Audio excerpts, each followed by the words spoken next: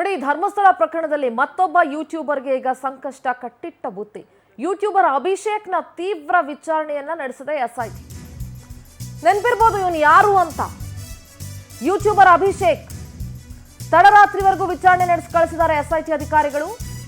ಯೂಟ್ಯೂಬ್ನಲ್ಲಿ ಸುಳ್ಳು ಮಾಹಿತಿಯನ್ನ ಪ್ರಸಾರ ಮಾಡ್ತಾ ಇದ್ದ. ನಾಚಿಕೆ ಆಗ್ಬೇಕು ನಿಮ್ಮ ಜನ್ಮಕ್ಕೆ, ಯೂಟ್ಯೂಬ್ಗಳನ್ನ ಇಟ್ಕೊಂಡು ಈ ರೀತಿ ಮಾಡೋದಕ್ಕೆ. ಪ್ರಕರಣ ದಾಖಲಾಗೋ ಮುನ್ನ ವಿಡಿಯೋ ಮಾಡಿದ್ದ ಅಭಿಷೇಕ್ 6 ತಿಂಗಳ ಹಿಂದೆ ಗಿರೀಶ್ ಮಠಣ್ಣನವರನ್ನ ಸಂಪರ್ಕ ಮಾಡಿದ್ದ. ಈ ಬುರ್ಡೆ ಗ್ಯಾಂಗ್ ನಲ್ಲಿ ಇವನು ಒಬ್ಬ. ತಲೆಯಲ್ಲಿ 3 ಅಕ್ಷರ ಇಲ್ಲ ಅಂದ್ರೂ ಮನೆ ಹಾಳು ಮಾಡೋ ಕೆಲಸಗಳು ಚೆನ್ನಾಗಿ ಮಾಡ್ತಾರೆ. ತಡರಾತ್ರಿವರೆಗೂ ಕೂಡ ವಿಚಾರಣೆ ನಡೆಸಿದ್ದಾರೆ ಎಸ್ಐಟಿ. ನೀವು ಒಂದು ವಿಜುವಲ್ ಅಲ್ಲಿ ಗಮನಿಸಬಹುದು.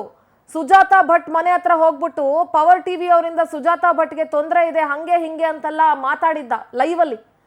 ಅವನದೇ ಲೈವ್ ಚಾನೆಲ್ ನಲ್ಲಿ ಪವರ್ ಟಿವಿ ಮುಖ್ಯಸ್ಥರಾದಂತಹ ರಾಕೇಶ್ ಶೆಟ್ಟಿ ಸರ್ ಲೈವ್ ಅಲ್ಲಿ ಬಂದು ಇವನ ಅನಾಚಾರಗಳನ್ನ, ಇವನ ಬೊಗಳೆಗಳನ್ನ ರಾಜ್ಯದ ಜನರ ಮುಂದೆ ಬಟಾ ಬಯಲು ಮಾಡಿಟ್ಟಿದ್ರು. ಬೆವ್ತು ಹೋಗಿದ್ದ ಅವತ್ತು. ತಪ್ಪಾಯ್ತು, ಇನ್ನು ಮುಂದೆ ನಾನು ಮಾಡಲ್ಲ ಅಂತ ಹೇಳಿದ್ದ. ಲೈಕ್ಸು, ವ್ಯೂಸು ಇದಕ್ಕೋಸ್ಕರ ವಿಡಿಯೋ ಮಾಡಿದೆ ಅಂತ ತಪ್ಪೊಪ್ಕೊಂಡಿದ್ದಾನೆ. ನಾಚಿಕೆ ಆಗ್ಬೇಕ್ರಿ. ಯಾರೇ ಆಗ್ಲಿ, ಅಭಿಷೇಕ್ ಅಂತ ಅಲ್ಲ. ಅಭಿಷೇಕ್ ತರ ಲೈಕ್ಸ್ಗೋಸ್ಕರ, ವ್ಯೂಸ್ಗೋಸ್ಕರ ಇಂಥ ಮನೆ ಹಾಳು ಕೆಲಸ ಯಾರು ಮಾಡ್ತಿರೋ, ನೀವು ಹೊಟ್ಟೆಗೆ ಅನ್ನ ತಿಂತೀರಾ, ಏನ್ ತಿಂತೀರಾ ಅಂತ ಯೋಚನೆ ಮಾಡ್ಬೇಕು. ಎಸ್ಐಟಿ ಮುಂದೆ ಕಣ್ಣೀರ್ ಹಾಕಿದಾನೆ.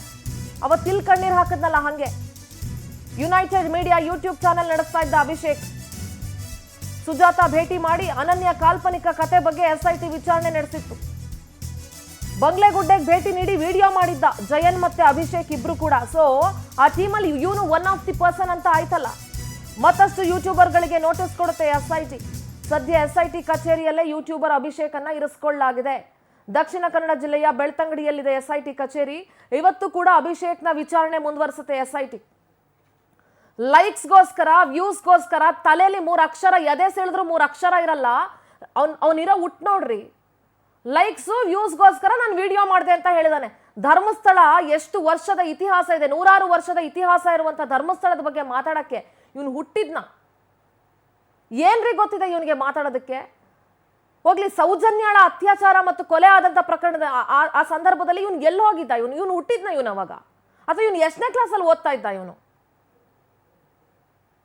ಲೈಕ್ಸು, ವ್ಯೂಸು ನಾವ್ ಏನ್ ಮಾಡಿದ್ರೆ ನಡೆಯುತ್ತೆ, ಯಾರು ಏನು ಮಾಡಲ್ಲ, ಯಾರು ಏನು ಮಾಡ್ಕೊಳಕ್ ಆಗಲ್ಲ ನಮ್ಗೆ ಅನ್ನೋ ದೌಲತ್ಗಳು ಇವ್ರುಗಳಿಗೆ. ಯೂಟ್ಯೂಬ್ ಇಟ್ಕೊಂಡು ಜೀವನ ನಡೆಸ್ತಿರೋರು ಬಹಳ ಜನ ಇದ್ದಾರೆ. ಯೂಟ್ಯೂಬಲ್ಲಿ ವಿಡಿಯೋಗಳನ್ನ ಮಾಡಿ ಬದುಕು ಕಟ್ಕೊಂಡಿರೋರು ಬಹಳ ಜನ ಇದ್ದಾರೆ. ಆದ್ರೆ ಇಂಥ ದರಿದ್ರವಾಗೂ ಬದುಕು ಕಟ್ಕೋಬೇಕಾ? ಇನ್ನೊಬ್ರು ಮನೆ ಹಾಳು ಮಾಡಿ ಸುಳ್ಳು ಸುದ್ದಿಗಳನ್ನು ಹಬ್ಬಿಸಿ, ಅದು ಎಂಥ ಪ್ರಕರಣದಲ್ಲಿ, ಒಂದು ಸೆನ್ಸಿಟಿವ್ ಇಶ್ಯೂನಲ್ಲಿ ಇಂಥ ಸುಳ್ಳು ಸುದ್ದಿಗಳನ್ನ ಪ್ರಸಾರ ಮಾಡಿಕೊಂಡು ನೀವು ಜೀವನ ಮಾಡಬೇಕಾ? ನಾಚಿಕೆ ಆಗ್ಬೇಕು ಇಂಥ ಕೆಲಸ ಯಾರೇ ಮಾಡಿದ್ರು. ಧರ್ಮಸ್ಥಳದಲ್ಲಿ ಅವತ್ತೇ ಅದಕ್ಕೆ ಬಿದ್ದಿದ್ದು ಅದೇ ಅವತ್ತು. ಇನ್ನೊಂದಷ್ಟು ಜನಕ್ಕೆ ಈಗ ಎಸ್ಐಟಿ ನೋಟಿಸ್ ಅನ್ನ ಕೊಟ್ಟು ವಿಚಾರಣೆ ನಡೆಸೋ ಸಾಧ್ಯತೆ ಇದೆ.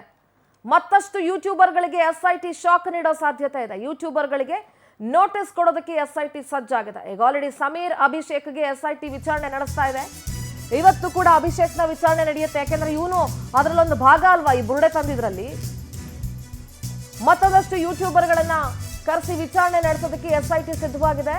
ಸುಳ್ಳು ಸುದ್ದಿ ಹರಡ್ತಾ ಇರೋರ ಮೇಲೆ ಕಣ್ಣಿಟ್ಟಿದೆ ಎಸ್ಐಟಿ. ಕುತ್ಕೊಂಡು ನಿಮ್ಮ ಮನೇಲೇ ವಿಡಿಯೋ ಮಾಡ್ಕೊಂಡು ಕುತ್ಕೊಳ್ಳಿ. ನಿಮ್ಮನೆ ಬಗ್ಗೆನೇ ಸುಳ್ಳು ಸುದ್ದಿ ಹಬ್ಬಿಸ್ಕೊಂಡು ಕುತ್ಕೊಳ್ಳಿ. ನಿಮ್ಮ ಮನೇಲಿ ನಿಮ್ಮ ಸಂಬಂಧಿಕರು, ನಿಮ್ಮ ಹೆತ್ತವರು, ಅವ್ರ ಬಗ್ಗೆ ಸುಳ್ಳು ಸುದ್ದಿ ಹಬ್ಬಿಸ್ಕೊಂಡು ಕುತ್ಕೊಳ್ಳಿ. ಕಂಡವ್ರ ಮನೆಯವ್ರ ಬಗ್ಗೆ ಯಾಕ್ರಿ ಮಾತಾಡ್ತೀರಿ? ಸಿಕ್ದವ್ರ ಬಗ್ಗೆ ಯಾಕೆ ಯೂಟ್ಯೂಬಲ್ಲಿ ಹೋಗಿ ಪ್ರಸಾರ ಮಾಡ್ತೀರಿ? ಹಂಗೂ ತಿನ್ಬೇಕಾ? ಅದ್ರಲ್ಲಿ ಬರೋ ದುಡ್ಡಲ್ಲೂ ಜೀವನ ಮಾಡ್ಬೇಕಾ ನೀವು? ಇವನೊಬ್ಬ ಇದ್ದಾನೆ ನೋಡಿ, ಯೂಟ್ಯೂಬರ್ ಸಮೀರ್. ದೊಡ್ಡ ಹೀರೋ ತರ ಪೋಸ್ಟ್ ಕೊಡ್ಕೊಂಡು ಬಂದಿದ್ದ ಅವತ್ತು.